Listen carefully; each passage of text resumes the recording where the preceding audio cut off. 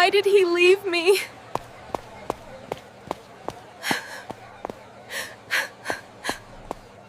Oh, happy day,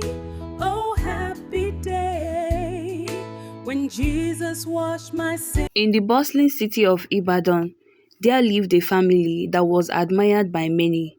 Pastor Ade, his wife Mama Lola, and their only daughter Lola were known not just for their modest home, but for their deep devotion to the things of God.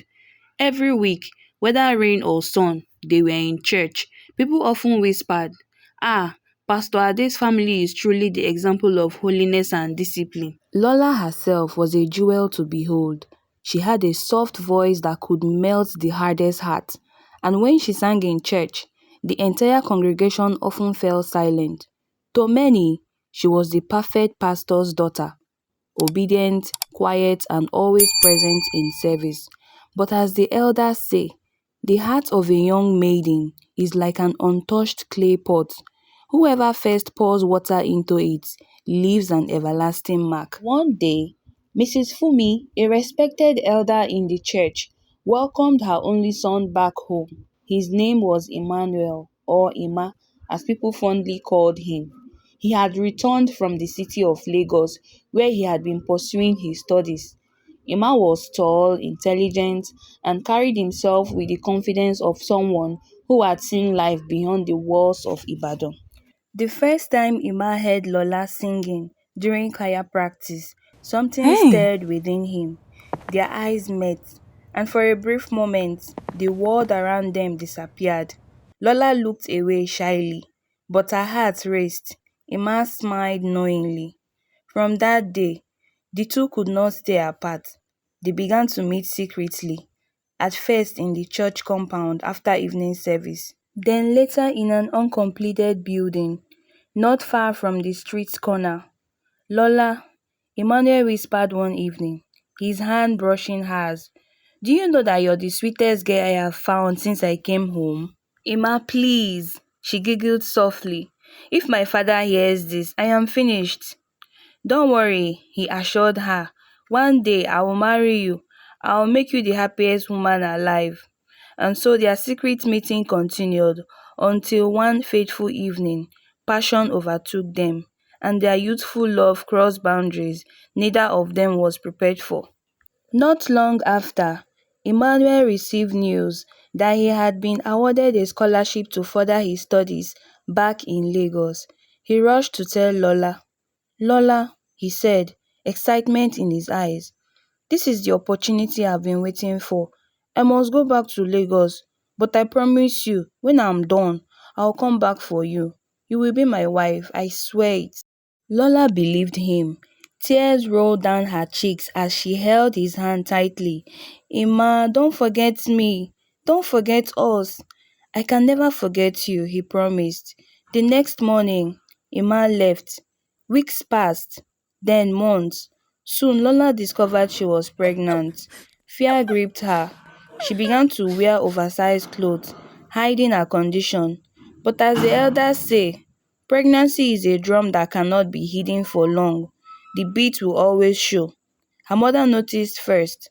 "Lola, my daughter," Mama whispered one evening, "is there something you are not telling us?" Lola shook her head, tears filling her eyes. "No, Mama." But one night, her father, Pastor Ade, confronted her with stern look. "Lola, tell me the truth. Whose child are you carrying?" Shaking, Lola finally confessed, "It is Emmanuel, Elder Fumi's son." The silence that followed was heavier than thunder. Pastor Ade's face turned red with anger. "You have brought shame to the family, shame to the church. From today, you are no longer my daughter. Leave this house at once." "Papa, please," Lola cried, kneeling. "Forgive me. Where will I go?" But his heart was hardened. He pointed at the door. That night, Lola was cast out of her father's house. With nowhere to go to, Lola thought of Emmanuel's mother. Perhaps she would help. She went to Edafumi's house, tears streaming down her face. "Ma, please," Lola begged. "I am carrying Emma's child. He promised me marriage. I have nowhere else to go. But Emmanuel's mother's eye burned with anger. You dare accuse my son of such foolishness? Maima, no, leave here at once, girl. You will not ruin my son's future. With that, she shut the door on Lola. The young girl walked the streets of Ibadan, her belly growing with each passing month. She begged for food in the market, slept under shop verandas, and endured both sun and rain. Many mocked her, some pitied her, but nobody took her in. One day, weak and hungry, she collapsed in the market square. A kind widow named Mama Bisi saw her and rushed to Lola's side. "My child, what has life done to you?" the widow asked softly. She carried Lola home and cared for her. For the first time in months, Lola felt love again. Back in Lagos, Emmanuel studied hard, unaware of the full extent of Lola's suffering, until one day his mother called him. "Emma," she said, her voice sharp, "what happened between you and Pastor Ade's daughter? That girl came here, swollen with pregnancy, claiming you are responsible." Emmanuel's eyes widened in shock. "Yes, Mama, we had a relationship. It is true." "You fool," his mother shouted. "What do you know about love at this age? See the disgrace you've brought to this family." Emmanuel's heart was already broken. He rushed back to Ibadan to search for Lola. He went to her parents' home, only to hear she had been cast out. He fell on his knees before Pastor Ade. "Sir, please forgive us. I want to make things right. Where is Lola? Let me take her home." But Pastor Ade's heart was hard. "You will never see her. You have ruined her life." Emmanuel left, devastated. 9 months later, under the care of Mama Bisi, Lola went into labor. She screamed in pain, clinging to the widow's hands. Hours passed, until finally 2 cries filled the room. Not one child, but twins.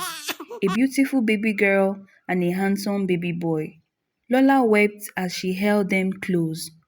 "They are my light," she whispered. "God has not abandoned me." Some months later, Lola gathered courage and returned to Ibadan. She went straight to Emmanuel's mother and showed her the twins. The sight of the innocent children melted her heart. "My daughter," Elder Fumi whispered, tears in her eyes. "Forgive me, I was too harsh. You truly carry my grandchildren." That evening, she called Emmanuel. When he heard Lola's voice over the phone, he broke down in tears. "Lola, I searched everywhere for you. Thank God you are alive. I will marry you. I will care for you and our children.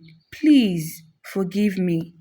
After his NYSC, Emmanuel secured a good job in Lagos with a massive salary. He rented a beautiful home and even opened a shop for Lola, where she sold wrappers and women's accessories. Together, they built a new life. 2 years later, word reached Pastor Ade that his daughter was prospering in Lagos. Mama Lola wept daily, pleading with her husband. "Please, my husband, let us forgive our only child. Blood is blood. Can a man throw away the child he carried in his lions?" Even church members and Elder Fumi herself begged him. At last, Pastor Ade's heart softened. Lola and Emmanuel returned to Ibadan with their twins. The church gathered for their traditional marriage, followed by a white wedding. Before the congregation, Pastor Ade laid his hands on his daughter, tears running down his face. "Lola," he said, his voice trembling, "I bless your marriage. May you never see sorrow again." The crowd shouted, "Amen." That day, laughter returned to Lola's heart. The end. As the elders say, a child may stumble, but the hands of love must lift her up.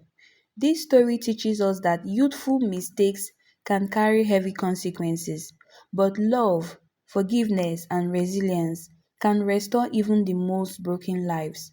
Parents must learn to correct with compassion, for rejection can destroy a child, and the youth must learn patience, for love without discipline can lead to regret.